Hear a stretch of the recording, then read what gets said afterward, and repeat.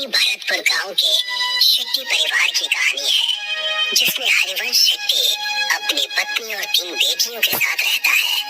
हरिवंश पेशे से इंजीनियर है और अपनी तीनों बेटियों को बहुत पढ़ा लिखा कर अपने पैरों पर खड़ा करना चाहता है।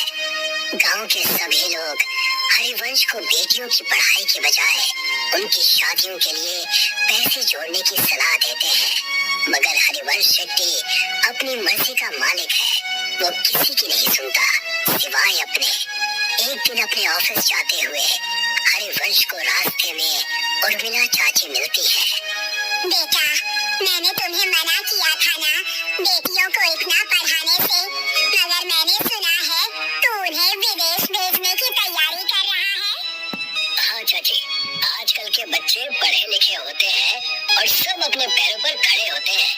मैं भी अपनी बेटियों को बहुत पढ़ाना लिखाना चाहता हूँ। एक बार अपने पैरों पर खड़ी हो जाए, उसके बाद शादी की सोचेंगे। मगर बेटा, उनकी शादी। ओफो चाची, अभी वो तीनों बहुत छोटी है, तुम उनकी चिंता मत करो, मैं हूँ ना, मैं सब संभाल लूंगा। इतना कहकर हरिवंश अपने ऑफिस के लिए निकल जाता है। उसके ऑफिस पहुंचते ही उसे खबर मिलती है कि गांव में भूकंप आया है और सब बर्बाद हो गया है। हरिवंश वापस घर पहुंचता है और देखता है कि उसका पूरा गांव बर्बाद हो गया है। अरे ये सब क्या हो गया? मैं तो लुट गया, बर्बाद हो गया। अब कैसे सब हो पाएगा? मेरी बेटियां कैसे विदेश जाएंगी और आगे की पढ़ाई करेंगी? अजी, नुकसान तो पूरे गांव का हुआ है, मगर भगवान की कृपा है कि हम में से किसी को कुछ नहीं हुआ। सभी लोग जल्दी से जल्दी गांव को खाली कर दो। सरकार ने कहा है यहाँ अभी और बड़े भूकंप आने वाले हैं। देखते ही देखते पूरा गांव नदी पार करने के लिए इकट्ठा हो जाता है। सभी नदी के किनारे खड़े चिट्ठी का इंतजार करते हैं। वहीं हरिवंश शेट्टी का परिवार भी अपने नंबर का इंतजार करता है। हरिवंश किसी सोच में डूबा है, तभी उसके कंधे पर कोई हाथ रखता है। हरिवंश पलट कर देखता है तो वो डर जाता है। खून से लथपथ एक आदमी उससे कहता है, बहुत लंबा इंतजार करवाया है तूने, आखिरकार तू हमारी पकड़ में आ ही गया। हरिवंश उस आदमी को देखकर डर जाता है। वो आसपास देखता है, सभी लोग नॉर्मल हैं। ऐसा लगता है जैसे हरिवंश के अलावा किसी और को वो आदमी नजर ही नहीं आ रहा। कौन हो तुम और मेरा इंतजार क्यों कर रहे थे? आत्मा कुछ कहती कि तभी हरिवंश की सबसे छोटी बेटी उससे कहती है, पापा, हम कब से यहाँ इंतजार कर रहे हैं, सबका नंबर आ रहा है, मगर हमारा बूथ में नंबर ही नहीं आ रहा। अब तो मुझे बहुत जोर से भूख भी लग रही है। क्या दिन देखने पड़ रहे हैं ना इंजीनियर? जब अपनों के साथ कुछ बुरा होता है ना, तो हमें कहीं चैन नहीं मिलता। सही कहा ना मैंने? मगर तुम हो कौन और मुझसे क्या चाहते हो? तभी हरिवंश की नजर नदी के बीचों बीच चल रही नाव पर पड़ती है, जहाँ से बहुत चीखों की आवाजें आ रही है। नाव नदी के बीच हिचकोले खाने लगती है। तभी हरिवंश की नजर नदी में कुछ आत्माओं पर पड़ती है, जो चिट्ठी से कुछ लोगों को पानी में गिराने की कोशिश कर रहे हैं। जो आदमी नदी में गिरता जाता है, वो आत्माएं एक एक करके उनका गला मरोड़ती, तो कोई आत्मा किसी का खून पीती है। इतना भयानक मंजर देखकर हरिवंश मन में सोचता है, शायद इन आत्माओं को आदमियों से प्रॉब्लम है, इसीलिए ये सिर्फ आदमियों को मार रही है। अगर मैं मेरे परिवार के साथ गया तो ये मेरे साथ साथ उन्हें भी नुकसान पहुंचा सकती है, जो मैं बर्दाश्त नहीं कर सकता। इतना सोचते हुए हरिवंश वहाँ से उल्टा गांव की तरफ भागना शुरू करता है और उसके परिवार वाले उसे वापस आने को कहते हैं। अरे, वहाँ कहाँ जा रहे हैं आप?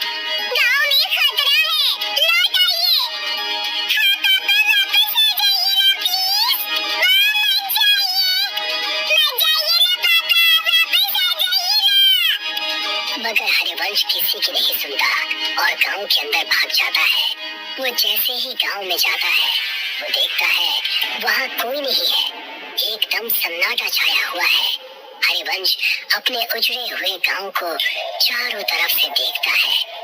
तभी उसे एक आत्मा उसकी ओर दौड़ती हुई नजर आती है। हरिवंश अपनी जान बचाकर वहां से भागता है। भागते भागते थक जाने के बाद हरिवंश एक सरकारी स्कूल की बिल्डिंग के बाहर बैठ जाता है। वहां भी उसे सब उजड़ा हुआ दिखता है। तभी दो छोटे बच्चों की आत्मा हरिवंश के पास आती है और उससे कहती है, अंकल, हम तो मासूम से बच्चे थे ना, आपने हमें क्यों मार दिया? अब आपका नंबर है। मैं इन बच्चों को क्यों मारूंगा भला? मैं खुद बेटियों का बाप हूँ। हे भगवान, ये सब क्या हो रहा है मेरे साथ? वहाँ मेरा परिवार भी अकेला है। मुझे लगता है इन सबको कोई गलत फहमी हो रही है। हरिवंश ऐसा मन में सोच रहा होता है कि तभी एक भयानक औरत की आत्मा वहाँ आ जाती है और हरिवंश से कहती है, जब अपने परिवार से इतना प्यार करते हो तो दूसरों के बारे में कभी क्यों नहीं सोचते? अब तुम मरोगे और बहुत बुरी मौत मरोगे। हरिवंश ये सब देखता है और फिर इधर उधर भागने लगता है। वो भागते भागते वापस नदी के किनारे आ जाता है, मगर इस बार वो देखता है कि वो जहाँ खड़ा है वहाँ कोई भी नहीं है। तभी वो देखता है एक और जेट्टी नदी के अंदर जा रही है, जिस पर कुछ आत्माएं हमला करती हैं। हरिवंश को ये पहले समझ में नहीं आता। तभी वो देखता है कि गांव की तरफ से दौड़ती हुई आत्माएं हरिवंश के पास आ रही है। अब मेरा बच पाना मुश्किल है भगवान, मेरे परिवार का ध्यान रखना। तभी सामने से आती हुई आत्माएं उस पर जैसे हमला करती है। हरिवंश का पांव टकराता है और वो गिरते गिरते बचता है। वो अपनी नजर घुमाता है तो वो देखता है कि नदी पर एक पुल बना हुआ है। ऐसा कैसे हो सकता है? अभी तो यहाँ कुछ भी नहीं था, ये पुल कहाँ से आ गया? हरिवंश को लगता है कि शायद इस मुश्किल घड़ी में उसे कुछ समझ में नहीं आ रहा है। ये पुल पहले से ही यहाँ होगा, मगर उसने नोटिस नहीं किया।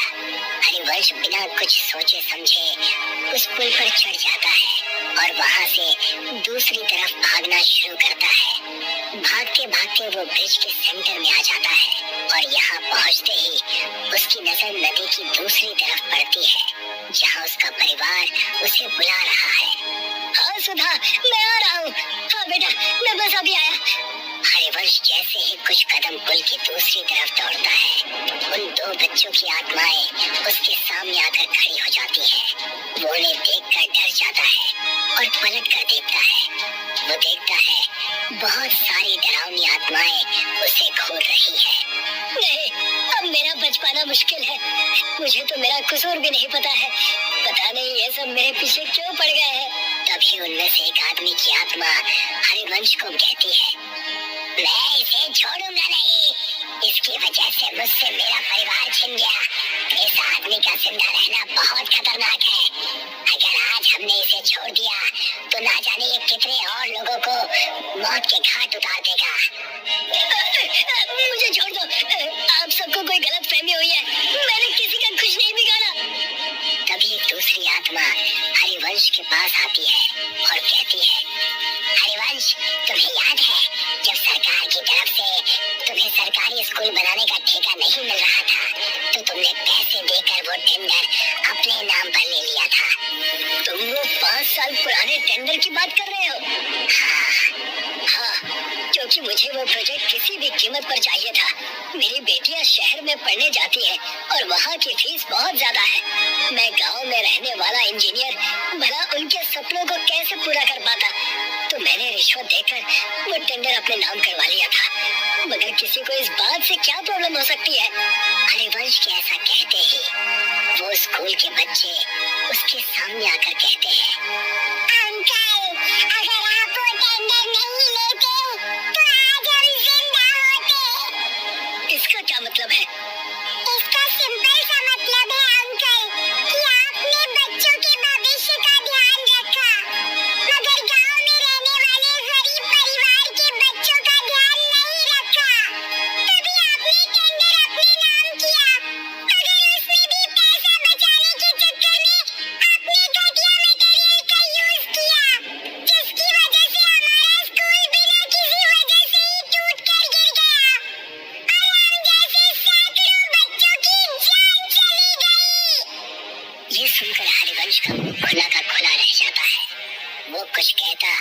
कि तभी एक औरत हरिवंश के पास आती है और उससे कहती है, इंसान नहीं राक्षस है तू। मेरे बच्चों और मेरे पति को खा गया। अब तू मरेगा। तेरे घर वाले तेरे मरने का तमाशा देखेंगे। उन आत्माओं की भीड़ में से 2 आदमियों की आत्माएं निकलती हैं और हरिवंश को हवा में उल्टा लटका देती है। उल्टा लटका हरिवंश उनसे कहता है, मेरी गलती माफी लायक तो नहीं है, मगर फिर भी मैं आप सबसे हाथ जोड़कर माफी मांगता हूँ कि मेरी भूल को माफ कर दो। तभी आत्माओं की शक्ति से उल्टा लटका हरिवंश गोल गोल चक्री के जैसे घूमने लगता है। तूने कोई भूल नहीं की इंजीनियर, तूने तो सब सोच समझ कर किया है और जो तूने किया है ना उसे पाप कहते हैं। पाप की माफी नहीं होती, उसकी सजा होती है जो आप तुझे हम देंगे। नहीं नहीं, मैंने कुछ भी जानबूझकर नहीं किया, प्लीज मुझे माफ कर दो, प्लीज जाने दो।